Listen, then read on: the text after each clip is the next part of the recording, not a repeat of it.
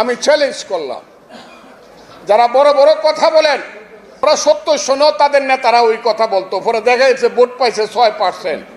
ইসলামের নাম নিয়ে, ধর্মের নাম নিয়ে যারা মানুষকে বিভ্রান্ত করেছেন 70 সনে 71 সনে, এখনো যারা করতে চান, তারা বাংলাদেশে যদি 10%-এর বেশি ভোট পান, ভোটের পরে ফজলুর রহমানের সাথে দেখা করেন।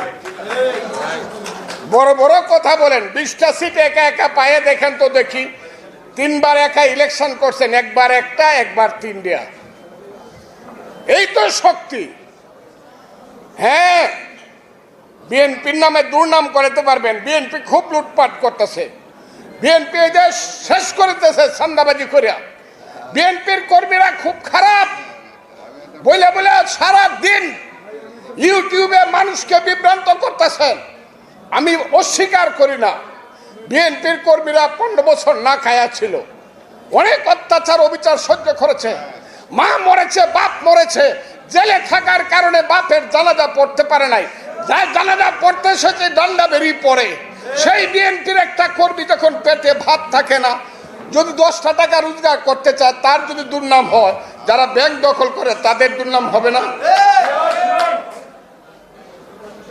যারা বলেন বিএনপি খুব অত্যাচার করতেছে, কই উবায়দুল কাদের, শেখ হাসিনারা তো বলছিল যে বিএনপি বাদ এদের পতন হলে বিএনপি একদিকে 5 লাখ, একদিনে 5 লাখ লোককে মারে ফেলবো। কয় লাখ লোক মারা গেছে বাংলাদেশে?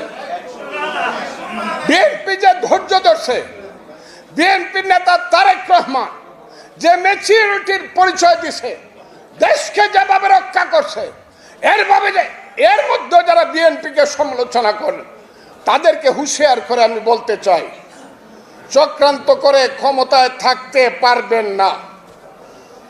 বেশি দিন ক্ষমতাকে দীর্ঘায়িত করেন না। যেসব ছেলেরা বলো বাবারা, আমি এখনো তোমাদেরকে সন্তানের মতোই মনে করি। তোমাদের বয়স 22 বছর, 23 বছর, 24 বছর, 25 বছর।